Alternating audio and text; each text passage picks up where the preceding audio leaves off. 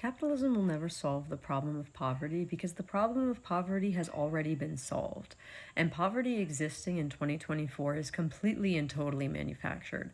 Let me explain how. In 2024, mankind has the capability and the means and the technology to make sure that all people on planet Earth have their basic needs met at the bare minimum, like food, water, and housing. Yet we don't currently have those things, and people today will die from homelessness or starvation or lack of clean water. And why?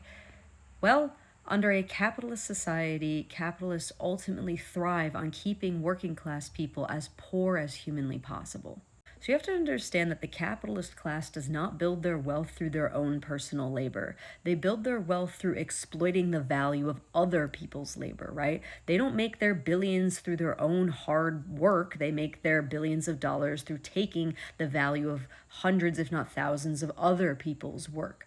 And as such, they have an incentive to drive down the cost of labor as much as humanly possible, right? Because if they have to offer a wage of $15 an hour versus a wage of $100 an hour, they're going to be able to pocket a lot more money if they can hire somebody at $15 per hour. So how do they drive down the cost of labor and make it so that working class people will accept basically poverty wages?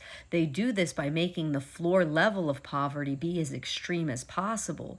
Because when you can hold the threat of homelessness or starvation or lack of health care over a worker's head, they're going to be more willing to accept a poverty wage. Because when they have to choose between, or their choice is, take the job that's offering them poverty wages or risk going homeless or losing your health care or starving, they're going to be more willing to accept the poverty wage. However, if we lived in a world where all working class people had their basic needs met, like food, water, and housing, then the capitalist will lose leverage in the negotiation of the wage, because the working class person will be willing to walk because they don't have to worry about going homeless or starving. And as such, the capitalist will have to offer higher wages, which will ultimately mean that the wealth inequality, the wealth gap between the capitalist class and the working class will decrease, right? And that is exactly the opposite thing that capitalists want. They want to increase the wealth gap as much as humanly possible, because the higher that wealth gap is, the more power and money they obtain so that they can live like gods on the planet. So capitalists will use their billions, if not trillions of dollars of stolen wealth from the working class to make sure that the working class stays as poor as possible. And they will do this by, for example, they'll lobby the government or bribe and pay for politicians to write the laws for their own class to keep them as rich as possible, and make sure things that would ultimately help the working class don't ever pass, right? Like labor laws or labor protections or any socialized programs. And if a socialized program does actually happen to get passed through the government, they will use their money and power to sabotage those efforts by any means necessary, to then make it look like that socialization doesn't work. And then so they can point the fingers and be like, oh, look, see, the government doesn't work.